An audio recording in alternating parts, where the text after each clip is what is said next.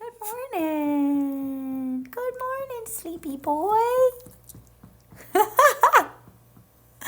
What do you think? What are you thinking? Hello, friends. Oh my gosh, this filter is the best. I have decided to be happy because it is good for my health. Yes! Pretty much everything I stand for. I love it. Yay! So, the card for today is Psalm 16:8. I keep my eyes always on the Lord. With him at my right hand, I will not be shaken. So, if you are facing adversity, if you are going through hard times, tough times, which because you're a human being, you probably are, just know that whatever divine guidance that you believe in, whatever higher power that you believe in, just keep asking for strength and grace and patience to get you through this uphill battle, and then know that on the other end, on the other side of fear, is always life lessons and a different perspective and a lot of things that is way too long to sit here and talk about on Snapchat. But that's the message for today.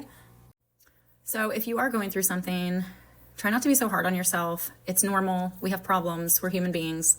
Life is sometimes an uphill battle. Sometimes it's easy and relaxing and we're having a great time.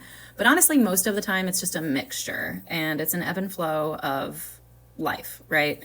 And so sometimes I like to look at my problems as like a checklist and just chip away at different things that I'm working on that can last months and years, to finalize. However, the goal is that every single day I chip away at different things, knowing that when I get to the finish line, it's going to feel amazing and the benefits are going to be life-changing and I'm going to be so proud of myself. So if you can keep that in your mind, that's one of the biggest things working through adversity that I like to keep in mind. What is this doing? And along with not allowing ourselves to be shaken or broken by despair, by different things that we go through in life, is one of my favorite scriptures, which is no weapon formed against me shall prosper. And it's one of my favorite songs also.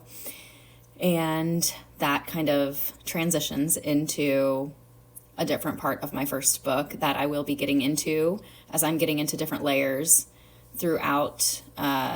If you're noticing on my pages, I'm getting through different layers and themes that are in my book, whether you've read it or not. Sometimes they aren't obvious, and sometimes you need to read my book a couple times to understand or be able to notice all of the different themes and underlying tones and what I'm cryptically saying or trying to teach people in a different way, while also being extremely direct and having a creative, lighthearted, yet bold and ruthless, in your face way about how I communicate my pain and suffering and fun and the things that brought me peace and joy and freedom. It's little things. However, there's so much more peace, joy, love, and freedom in my second book, which is what I'm working on, and have been for on and off for a couple of years. But another part of my book where I get into singing and how I dealt with my pain and depression and isolation, feeling from just completely isolated from the world, even though I was outgoing and seemed so happy. But one of the things that brought me the most joy was singing and gospel music and church and going to different churches. I kind of just grew up going to different churches, which I have posted about that before. And but one of the biggest things that got me through so many things was singing and music and movies and relating to characters in movies and TV shows that made me think, I'm not alone, because even if those characters are fake or made up, they are written by real people. Those characters were developed by real human beings in people's brains. They're called writers. And so I'm like, I'm going to be a writer. And they develop, the writers are behind everything. They are the ones that create the stories, and then movies are made, music is written, and then sang. And so